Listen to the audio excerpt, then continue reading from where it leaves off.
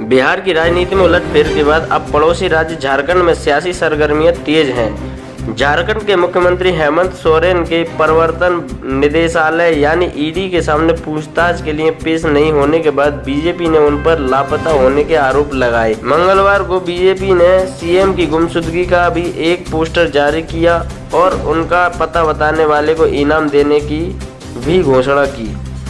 हालांकि बीजेपी के दावों के बीच सोरेन मंगलवार दोपहर रांची पहुंच गए, जहां उनके आवास पर सत्तारूढ़ गठबंधन के विधायकों और मंत्रियों की बैठक हुई।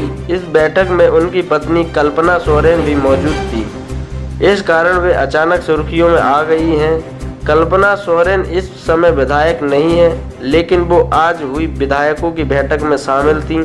पार्टी की ओर से फिलहाल उन्हें कोई राजनीतिक जिम्मेदारी देने के बारे में घोषणा नहीं हुई है।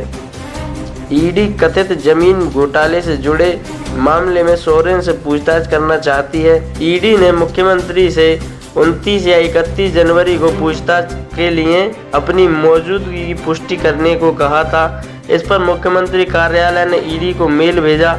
इसमें कहा गया कि ईडी अधिकारी 31 जनवरी को मुख्यमंत्री आवास आकर उनका बयान दर्ज कर सकते हैं।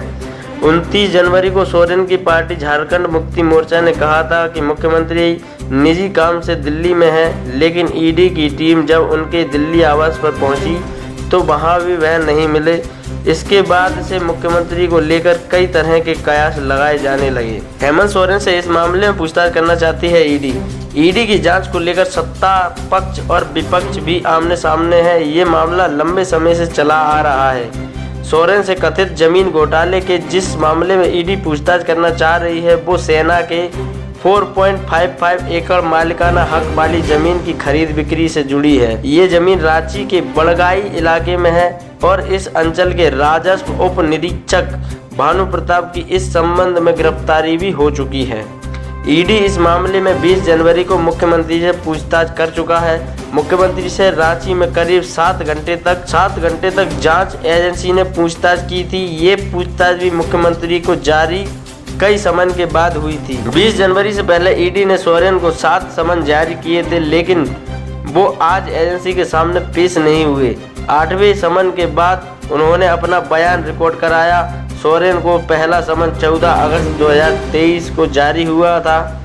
इस मामले में एजेंसी ने अब तक 14 लोगों की गिरफ्तारी की है, जिसमें 2011 बैच के आईएएस अधिकारी छवि रंजन भी शामिल हैं। पिछले साल 13 अप्रैल को ईडी ने झारखंड, बिहार और पश्चिम बंगाल में करीब 22 ठिकानों पर छापेमारी की थी, जिसमें झारखंड कैडर के आईएएस छवि रंजन से संबंधित ठिकाने भी शामिल थे। रंजन पहले रांची के डिप्टी कमिश्नर भी रह चुके हैं। ईडी के समन के खिलाफ अदालत जा चुके हैं सोरेन। ईडी के समन के खिलाफ सोरेन पिछले साल सितंबर में सुप्रीम कोर्ट भी जा चुके थे, लेकिन उन्हें वहां कोई राहत नहीं मिली। सुप्रीम कोर्ट से उन्हें हाई कोर्ट जाने का निर्देश मिला। इसके बाद सीएम ने झारखंड हाई कोर्ट का दरवाजा भी खटखटाया, लेकिन वहां से भी राहत नहीं मिली। ईडी ने पिछले साल अक्टूबर में अदालत को बताया था कि मुख्यमंत्री किसी भी समन पर पेश नहीं हुए और ऐसा करके उन्होंने समन का उल्लंघन किया है। सीएम की तरफ से वरिष्ठ वकील कपिल सिब्बल पेश हुए और कहा कि सीएम के खिलाफ कोई मामला दर्ज नहीं है। उन्होंने कहा कि समन में ये स्पष्ट नहीं किया गया है कि किस रूप में बुलाया गया है, आरोपी या गवाह। हाईकोर्ट ने दोनों पक्षों की दलीलें सुनने के बाद सीएम की याचिका खारिज कर दी थी। जब 7 घंटे तक ईडी ने की पूछताछ, 22 जनवरी को ईडी के आधा दर्जन से ज्यादा अधिकारियों की एक टीम दोपहर के बाद सोरेन से रांची में पूछताछ शुरू हुई करती है। करीब 7.5 घंटे तक चली पूछताछ रात 8:30 बजे खत्म हुई। इस दौरान बड़ी संख्या में कार्यकर्ता सोरेन के आवास के बाहर जमा हो गए थे। हेमंत सोरेन ने कार्यकर्ताओं को संबोधित करते हुए कहा था, मेरे खिलाफ षड्यंत्र रचा गया, लेकिन हम झारखंडी हैं, किसी से डरते नहीं। हम इन षड्यंत्रकारी लोगों की साजिश सफल नहीं होने देंगे। उन्होंने कहा, इनके ताबूत में अंतिम कील ठोकेंगे। आप लोग इतनी रात तक यहाँ ठंड में भी रहे, हम आपके आभारी हैं। यकीन मानिए, अगर गोली चली तो पहली गोली आपका नेता खाएगा। सीएम ने कहा था, हमारी सरकार कोई गाजर मूली नहीं है जो कोई उखाड़ देगा। ये लोग आपका खनिज और आपकी संपत्ति पूंजीपतियों को सौंपने की साजिश कर रहे हैं, जो हम सफल नहीं होने देंगे।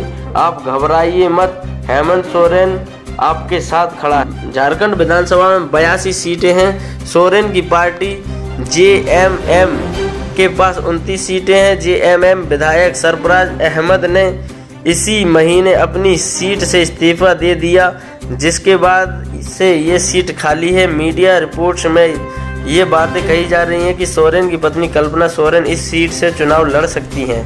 कल्पना सोरेन के साथ हेमंत सोरेन। इससे पहले दिल्ली में सोरेन के दिल्ली स्थित घर पर जब ईडी की टीम पहुंची तो वहां से कुछ दस्तावेज मिले।